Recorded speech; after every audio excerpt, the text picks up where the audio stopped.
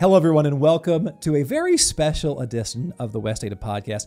As if you've been listening for a while, you know every couple of weeks we do a longer podcast. But one of the things that we want to start doing is just keeping our finger on the pulse of West Ada. So this is a special The Pulse edition of the West Ada Podcast. When something cool happens, we want to bring that to you right away. So that's what happened just over the weekend. Something very cool happened at Owyhee High School for the 5A state champions in basketball. That's the second time they're the champs in 3 years. Very cool. And Had to get that out to you. Yeah, and so Coach Andy Harrington and Liam Campbell both came to join us today. And, you know, with our finger on the pulse of things and having it be real time, we have a great conversation which you're about to see. And then right as we wrapped, Coach checked his phone and saw that Liam was named Max Prep's Athlete of the State of Idaho Athlete of the Year. And all those words. Yeah, but it's super cool. So you'll see it's clunky at the end, but it's real time. You get to see his reaction to it, which is really special. Yeah, so kind of an interesting first pulse. Here you go. Check it out. We're coming at you today with our 5A state champions, the Owyhee Storm. We have basketball players in the house, Coach Andy Harrington and Liam Campbell, our senior guard. Welcome, gentlemen. Thank you. I appreciate you having us on. Yeah, thanks for having us. Yeah, congratulations on your big win last weekend. Feels good. Doesn't feel real, though, to be honest. I mean, I think it's a great way to go out for me, being the only senior, so it's pretty special. Yeah, absolutely. Only senior. How great is that for you, Coach? You're only losing one awesome player. It's a big loss, but we got everyone else back, so it feels good. Well, I was joking off the air a little bit ago about Dynasty. But hey, 2 championships in 3 years. Andy, how gratifying. How cool is it to do something that's really hard to do? Yeah, we work really hard, a lot of hours that go unnoticed, especially these kids, and to end the season as number 1 feels really, really good. The amount of times he's asked to be in the gym at 11 o'clock at night early mornings or whatever, it felt good that it paid off. Yeah, that's so cool. How do you? Take us through what it looks like to be a player, either one of you, on a team like this. Are you in the weight room? Are you in the gym? Are you shooting? Are you constantly working with trainers? What does that look like? Yeah, it's pretty crazy, but it's just all part of the process. We're just a winning program, so we got to practice like, winning players. And, we're always in the gym. Practices are like college level practices, and then we all, train off the court together, as a whole program. So, it's just a pretty special place. No one's just by themselves. Like, everyone's really connected. And is that pretty much all year long? Like, you don't really have an off season? No, there's not really an off season. It's just work all day long. Yeah. Well, and Coach, you guys, well, for both of you, you had to deal with having the bullseye on you all year long. You're going to get everybody's best game. You know that. What's it like having the bullseye, Andy, all year long? I felt like this year we were actually really mature with it. Last year was taxing mentally. I know. I think it was for everyone just because we had one state. But losing last year, I think, kind of reset our minds with exactly what we needed to focus on. But, going into every game, you're going to have everyone's best shot, from the kids to the other coach to the student section and the crowd. And anyone that's 50-50 is going to root for them too. So I told them a few times, hey, the Idaho Center is going to be about 70-30. Right. Our 30 against everyone else. So but we just expected that. We're to that point now in 3 years. Yeah. Now, are you just so dialed in, like, during a game that when you play, whether you're playing at home at Owyhee or you're at the Idaho Center in front of all of those people, does it make a difference? Does the noise make it? Does the energy make a difference? I would say no, because we kind of if we just play our way and we're just stay connected, I don't think it really matters where or who we play against. But I just think for me, all season long, I love being the villain, and I love everyone hoping that we lose. It just ignites more flame to the fire. So I love it all season. Well, and this is kind of a variation of the bullseye question, but for you as a player, you're gonna get double teamed. You're gonna get trapped.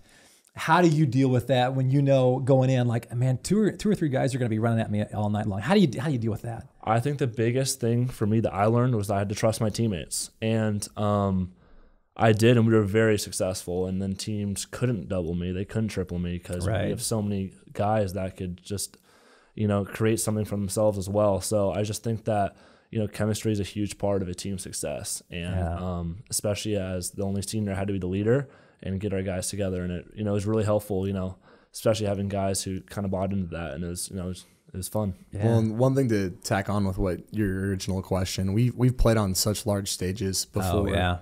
from Montverde, who has 3 McDonald's All-Americans, to Sierra Canyon, to St. John Bosco, to Roosevelt and Salesian, who are both in the Final Four of California right now tonight, I think. Yeah. Oh, wow. So where we've been in experiences where maybe the crowd isn't like that, but the level of players are and coaches. So now, as a coach, how do you get your players in front of those kinds of teams? Do you have to, I mean, you're a hustler. I know this about you. Like, do you have to set things up, but you reach out to coaches in California, or are there certain, events that you go to? How do you get your guys? Well, you've got to have really good players, number one, and that gets you opportunities. Having Liam the last 3 years has given us a lot of opportunities, and not only Liam, but Liam was a huge piece of that. Right. But you get those opportunities and you produce, and then you get more opportunities. And so we did a really good job our first year of going to Section 7 in Phoenix and did pretty well. And then that opened up a lot of opportunities for us. And then we built a lot of relationships on the way. So now we got that invite back to Section 7 already. And it's just kind of what you expect now, Yeah. Well, and before we leave this championship team, I mean, as a coach, you always hear coaches say, trying to get a team to gel, trying to get guys to buy into their roles. You got a lot of good players, and sometimes they may have to pull themselves back. How hard was it to get all these guys to gel? Yeah, when we won state, I came in the locker room and the first thing I said was, too many guys that need the ball, not enough basketballs, only one basketball, all that stuff. All the stuff you hear, yeah. We had the most unselfish team I've ever coached, and these guys, it didn't take a lot for me to challenge them to play the right way. Obviously, guys had to figure out during the year the right way to play the game and to sacrifice, because a lot of them came from situations where they were the guy shooting whatever shot they wanted. And it was more, let's play the game of basketball the right way. Right. And they figured that out. And then once they did, it was game on. That's cool. That's cool. Do you have to do a lot of, I imagine every day is team building. Are there extra outside of that, team dinners or activities or things like that kind of help you guys gel as a team? Yeah, no, we had team dinners almost every night before a game. So, that's probably one of my favorite things about, our season was we always would just sit down at a table, eat, and just connect. And that's when we learn a lot about, everyone else. And that's how you get closer with just every single guy on that team. And then every time before practice, we would have a word of the month, and we'd have one guy that's cool. be chosen to talk about toughness, mentality, or a word like that. And just you're supposed to have one real life example, one basketball example, and you get to know a lot about them and what they've struggled with in the past or what they're trying to overcome. But I think that's what really, kind of grew us as a team. And we always talk about, so every year the school district does a theme.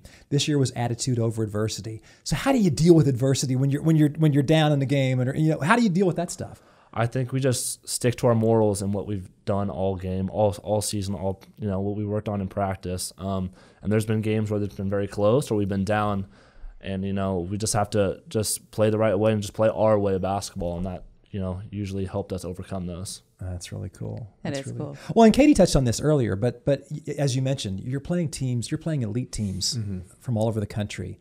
How does that come about? How do you hustle, to borrow Katie's word? Yeah. You got to hustle. How does that come about? Like I said, we produced in a few certain situations early on. We had a really good run at Section 7 against some good teams, and then got invited back to that, and then we got invited to Damien, which is in California, the Christmas tournament. Right. We went down there and we produced again. And so from there, it was just kind of, Idaho's obviously unique to a lot of those states. Liam would know that coming from California. Right. But those guys all know us now because they're like, dang, who are these guys from Idaho? Right. They're like, how are they? Stop making a name for us. They know about Idaho. They're like, I don't know how many coaches have come up to me and been like, man, you guys play the right way. It's fun to watch you and you're legit, And so word traveled, and then you get more opportunities. Guys like, Montverde invites us to their tournament, and Border League is calling us, and they're like, hey, we're going to put you in the top bracket. We're going to get you an ESPN game. Oh, wow. And so from there, it's just, I think people appreciate the brand of basketball that we play. And obviously we do have an advantage in that we're unique being from Idaho. Yeah. I think that probably, I'm trying to imagine, I have a high schooler. I'm trying to imagine all the families. Like, parents have to be really bought in on your team to support you in this travel, right? Like, how does that get funded? We fundraise a lot. We have a lot of kids camps. We do a lot of fundraising within our gym. We did the West Ada raffle. Every kid sold a certain amount of tickets this year. So really when it really breaks down, our kids are only paying for one flight to California during the season. Oh, that's awesome.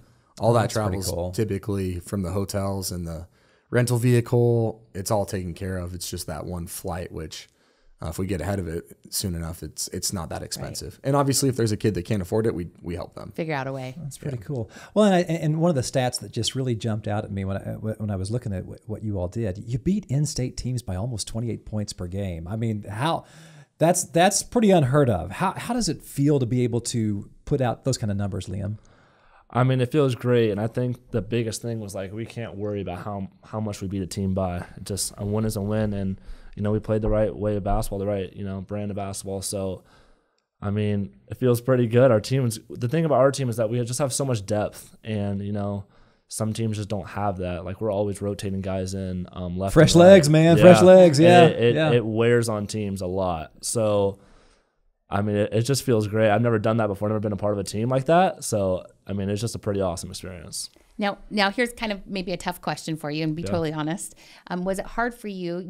You're obviously a great player. You've been recruited. You've committed. We'll get into that. Did you have to humble yourself a little bit to play this brand of basketball that we keep talking about is a little bit different than other programs? I mean, I definitely took less shots than last year, but I was fine with it because all I care about was winning. I don't really care about personal accolades. I just cared about winning and what was best for our team. And I think since I bought into it, all the rest of the guys bought into it. Yeah. So I think that was the most important part for me this year. And I think I was able to do a pretty good job with that. I mean, and a lot of the guys bought in. So I think that was a pretty big reason of like how we won state because of that. Well, and Andy, for you, I mean, what's his work ethic like? Because the cliche is, hey, you need your senior, you need your best players, first guy in the gym, last guy to leave. What was his work ethic like? And to tack on again to his leadership this year was set us apart. I mean, there were very few times this year where I had to get on our guys about best thing for a coach. Yeah. We won by 35. That doesn't matter. You know what I mean? Like we very rarely did we have to actually pull them aside and run them or yell at them to be like, dude, our approach sucks right now. Like we have to fix our mentality. Like this is, and that was because Liam set that tone with, and I think a lot of it helped losing in the state tournament last year for us to be like humbling, right? This can't happen, you know. So we need to remember this and use this. But I mean, Liam's work ethic is. There's no one out there that works harder than him. He's in the gym multiple hours every day. He's in the weight room with the personal trainer. He takes his diet seriously. Right. I mean, there's a reason that last year we had to pull him out of the gym because he was in there so much that he got jumper's knee. So his laser sharp focus, like I think I told the paper, is what sets him apart. And then on top of that, he's incredibly coachable. I mean, and I've had, as your best player, when you have a guy that is incredibly coachable, then everyone falls in line. And Liam has two parents that have taught him the right way. And his dad was a college volleyball coach for 30 plus years. Yeah. So he's a coach's kid. But knows the work, right? Yes. Yeah. He knows how it's done. Right. So shout out to Jeff. Is that where that drive comes from? Do you think it's inherent in you, or did your parents just raise you to be a go-getter like that? I think my parents definitely just raised me to be a go-getter. I mean, I used to go to my dad's college games all the time. And, I just learned that like, to be able to play at the next level, you gotta like work to be the best. I think one thing for me is like I feel guilty when I'm not working out. Like, I feel like if I'm not getting better, someone else is getting a little bit better than me every day, and that's like a guilty feeling I have. And I don't know. I think my parents have both kind of set that in my mind that like you just have to be the hardest working person in the gym. That's really cool. Well, I kind of want to delve into the whole recruiting thing. You're going to be playing at USC next year, which is pretty darn cool, right? Yeah. What was the recruiting process like? And playing with LeBron James' son, can you talk about the recruiting process a little bit? What was all that like? For sure. I mean, it was pretty hectic. I kind of blew up on the scene sophomore year when we went to Section 7. That's kind of when I made a name for myself. And, just a lot of colleges kind of jumped in at that point. And one of the biggest things I struggled with was the transfer portal because a lot of colleges be like, we're going for your position, we're going to go to the transfer portal. So it's kind of hard to, have like a college just kind of stay on the recruitment. Sure. But USC, I mean, they hit me up kind of day one and they stayed, the journey. And they really wanted me, and they showed a lot of support for me. Right. So, I mean, I'm from there. I I went to games as a kid, and you know, I still have family down there. It's kind of home for me. Yeah. And I mean, they just supported me the most, and I just thought, you know, that's probably the best place for me to be at. So how early? I think you've been committed for a while, right? Like, can you commit during your junior year, or how did that committed end of, what was that? Yeah, right before August. Yeah, right before August. Yeah. August of this year of your senior year. Yes. Okay. After club. Yeah, after club. Yeah. And so does that feel like a big relief? Like, you know, you're set. Like, you know where you're going next year. Now you just got to perform this year. Yeah, enjoy high school. Definitely a big weight off the shoulders, but I was like, I mean, the work doesn't stop, but the good thing is, like, hey, I found a place that really wants me. But I just got to keep, you know, grinding and stay in the gym. Well, and listen, what advice would you give? I mean, there's a lot of West Ada athletes, whether it's basketball, football, baseball. Well, what advice would you give to other West Ada athletes who are thinking about playing at the next level? What would you say? Yeah, for sure. I would say trust the process, because there's going to be times where, you know, you're not going to want to play basketball. You're not going to want to go in the gym, and you just got to just trust it. And again, back to what I was saying about feeling guilty, like, you got to find that, and you got to, like, just work harder than everyone else, because I mean, the best players, like in the NBA and college, they're being consistent in the gym, and you know, you have to have a greater work ethic, and you know, the best players have that. So I would say just trust the process and just try and work harder than everyone else. That's really Does that include a personal trainer? Do you work with one of those programs or somebody outside of your Owyhee basketball program? Yeah, so I was lucky to find a personal trainer. Jack Payne went to him, and he really suggested it to me, and I was like, you know, okay, I'm gonna try it. But I think finding like a small group of people that believe in you could really help. And you know, I have, you know, skilled basketball trainers that help me too, but finding a weight trainer that like really is set on like your development is very important. And I'm glad I found someone like that. That's cool. Well, and Andy, from a coaching perspective, what's it like for you to help shepherd the guys through the recruiting process? I mean, because I'm sure you're being contacted all the time. What does that look like, and how do you help your players navigate that stuff? It's a moving target. I mean, with the transfer portal, he got 10 offers or so after the sophomore summer or whatever. He just blew up, and maybe I'm wrong on the number, but he blew up, and then the transfer portal happened the last 2 years. And so the recruiting process has completely changed. And schools are not offering kids as often as they were when they offered Liam. Just because those coaches don't know where they're going to be. They don't know what 22-year-old that's at Tulsa or at Montana or wherever that's ready to play right away is going to enter that portal. So it's a moving target. And like Liam kind of said, you've got to just trust the process and control what you can control. They're the ones that are recruiting you. You can't go up to USC and be like, I want you to recruit me.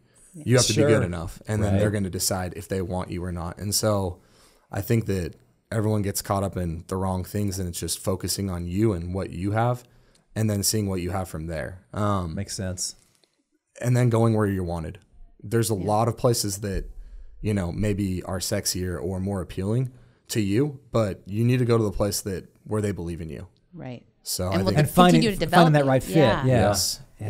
So and SC believes in Liam. I know that. So I think it's a great fit, and you need to go where people believe in you. Yeah. Now, we got to talk to Coach Danielson, head coach from BSU football, right? And he was telling us that the first thing they do when they're recruiting, they reach out to the head coaches and talk to them, like, what's this player's character like? What's their work ethic?